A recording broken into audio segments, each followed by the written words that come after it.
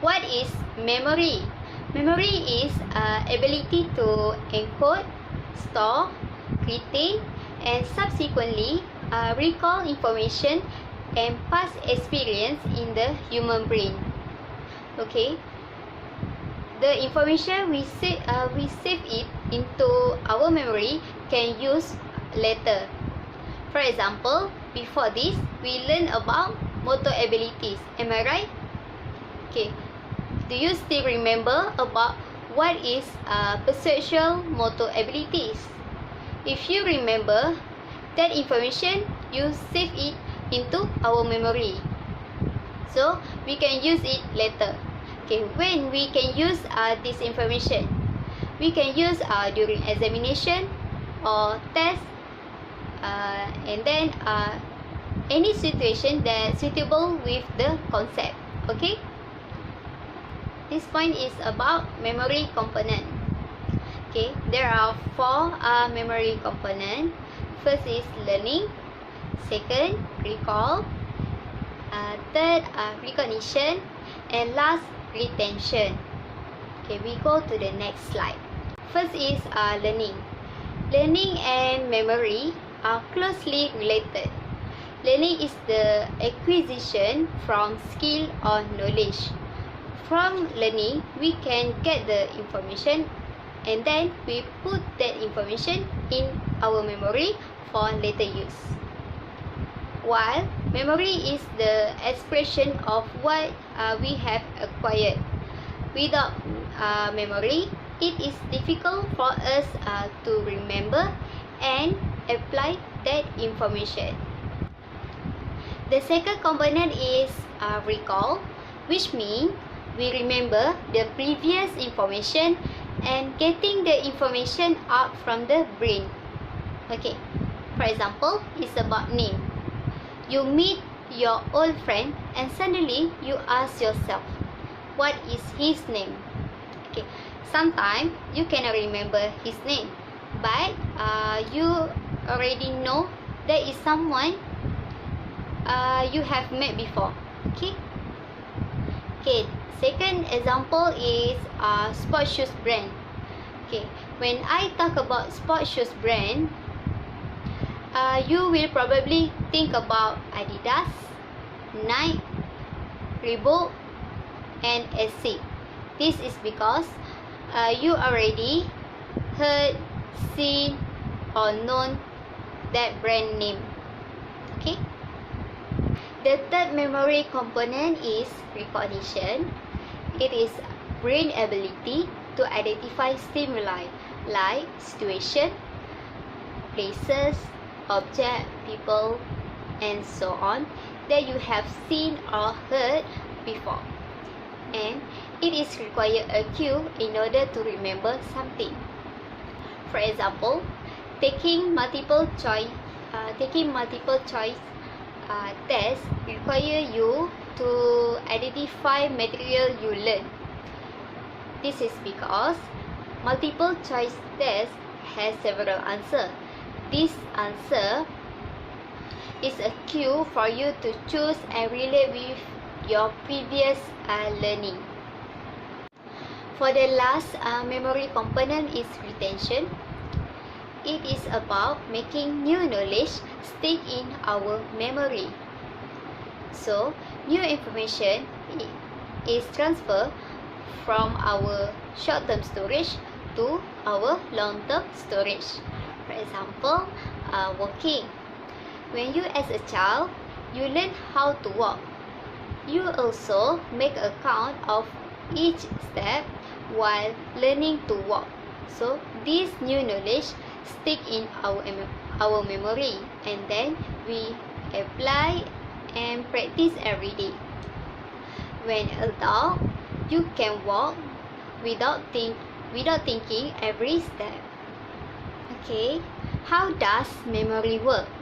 So there are 3 stages in memory work. First is encoding, second is storage, third is retrieval. So we go to the first stage. Encoding is the process of receiving the information through our sense, such as smell, sight, touch, sound, and taste. Encoding, also known as getting the information into our brain and transfer the information to the second stage, which is storage.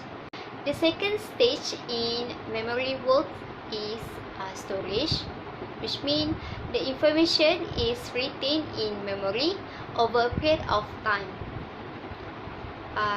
In simple definition is storage can maintaining the information in our brain for later use. The last is retrieval, which means the ability to access the information when you need it. It is also known as getting the information out from brain for daily use. It also involves recall or recognition that related previous encoded or store the information. For example, when you already learn how to kick a ball, so you can apply during practice, tournament, or leisure time. Another example is if you meet someone for the first time, you need encode his name, which for example, his name is Ahmad, while you associate his name with his face.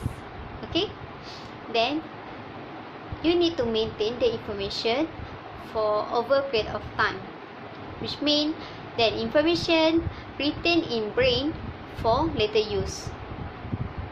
If you see Ahmad a week later, you need to recognize his face. Okay, his face give you a cue to retrieve his name. When you recognize his face, you know, oh, this is Ahmad. Okay, so that's all from me. I will pass to my second presenter. Bye. Assalamualaikum warahmatullahi wabarakatuh. I am Muhammad Nakib bin Mak Fazil. Okay, today I am the second presenter for this group, and my topic is types of memory. So I have bring to you there are 8 types of memory. So don't worry, we will go through one by one. Okay, now go look at the first slide. Okay, you can see there are 3 types of memory. Okay, first thing first, I want you to know that these 3 types of memory are the major component in memory. Okay, first is sensory memory, second is short-term memory, third is long-term memory. Okay, after this, Ashrafatullah will explain more detail in terms of stages of memory processing. Okay, so we go through. First is sensory memory. Sensory memory, everything that we get information from our sense. Example like taste, visual, hearing, audio. Okay, so that's include in sensory memory. Okay, another example like we taste salt. Okay, after that we know, okay, salt is salty. Okay, we taste sugar. Okay, sugar is sweet. Okay, we grab sand. Okay, we know the texture of sand. We know the texture of soil. That's include in sensory memory. After that, Ashrafatullah will explain more detail. Okay. Okay. Second is short-term memory. Short-term memory is the memory that we need to remember in short time. Maybe because of the unnecessarily we to remember. Okay, for example, I give you one scenes. Okay. Okay, Yazid. We take close examples so we can more remember. Okay, Yazid and Dayu. Okay, inshallah after this they will marry. Amin. So one day parent Yazid want to come visit their first grandchildren. Okay, so their Yazid's parents came from Pahang. From Pahang through go to Selangor. Okay, so on the first day after the parents arrive, Dayu have planned to cook some special meal. Yes, of course, like bang, hari ni kita masak nasi ayam lah, dah mau nak mai kan. So Dayu plan to cook chicken rice. So as usual, we as a husband will go to supermarket to buy ingredient, to buy chicken and so on. So Dayu says to Yazid, bang, beli ni lah, beli tomato, timun, lepas tu beli ayam 2 ekor. Okay, example. Okay, Yazid go to supermarket and buy tomatoes, buy cucumber, buy chicken and bring back home. So Yazid after finish, they will not Yazid will not memorize. Yazid unnecessary to remember what ingredient that he need to buy just now. Okay, that the work have done there. Okay, that short-term memory. So the ingredient that Yazid need to buy at supermarket, that is only short-term memory. Okay, so understand. Okay, long-term memory a little bit more complex than short-term memories. So and long-term memory also is the last process in memory development in our brain. Okay, long-term memory include many things. Example like experience, our best experience, bad experience, our knowledge.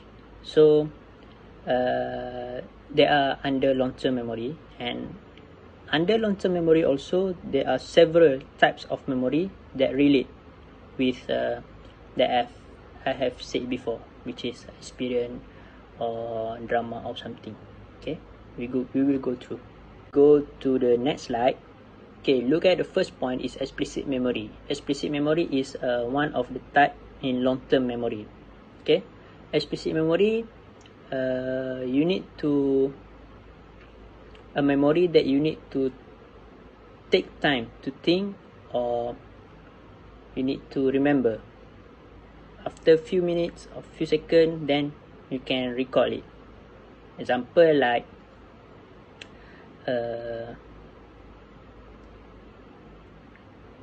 nombor plate, for example. You need to take time to recall your, or ataupun contoh yang lain, contoh pada umur 10 tahun dulu kita pernah bela kucing nama Abu. So bila main umur 25 ni, kita macam apa kucing aku bela dulu umur 22 time 10 tahun dulu. Kita macam Abu. So kita macam take time sikit nak ingat balik nama kucing kita, tapi kita still boleh ingat. So yang tu masuk dalam explicit memory. Okay, so you go to the second. Second is episodic memory. Okay, episodic memory relate to our own personal life that I have mentioned before. Maybe some drama happen to us, maybe some experience that happened to us, incident, tragedy, that's include in episodic memory. But in episodic memory, we cannot remember accurately. We cannot remember accurately because of, okay, for example, we have a bad accident. Okay, for example, we have bad incident. So during the accident, we know, maybe we can know the date, the time,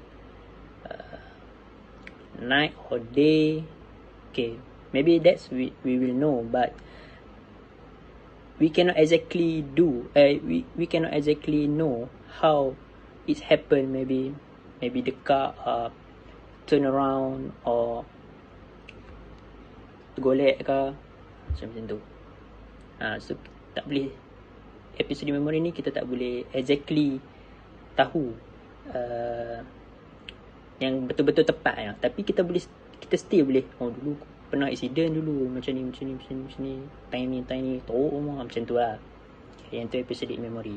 Okay, yang seterusnya, the next is semantic memory.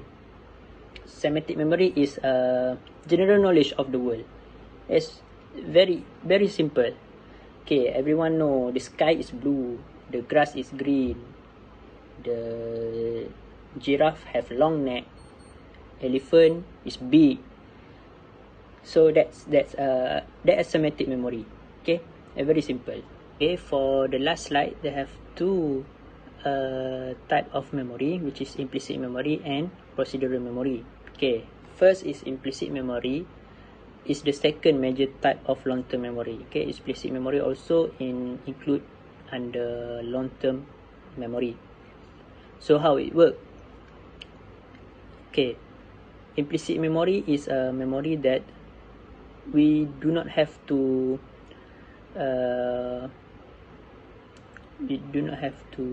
struggle to recall, because we always remember. Okay, for example, our home address, for example, our phone number. Another S is our road, perjalanan jalan yang kita selalu lalu. Okay, so kalau kita dah selalu lalu jalan tu, kita takkan lupa lah, kita dah mahir lah dengan selok belok jalan tu semua kan. Okay, yang tu masuk dalam implicit memory. Okay, next is lastly procedural memory. Okay, procedural memory dia berkait dengan implicit memory. Okay, procedural memory ni macam mana? Procedural memory ni more to our daily life activities. Example like walking, drinking, eating, what else? Driving a car, ride a bicycle, ride a motorcycle. So that's include in procedural memory. Okay. And procedural memory and implicit memory ni, mereka saling macam ada link. Okay, for example, kita bawa kereta, kita nak balik. Kita lalu jalan yang memang kita tahu jalan tu. So road yang kita guna tu, itulah implicit memory, and driving a car is a procedural memory. Okay, thank you.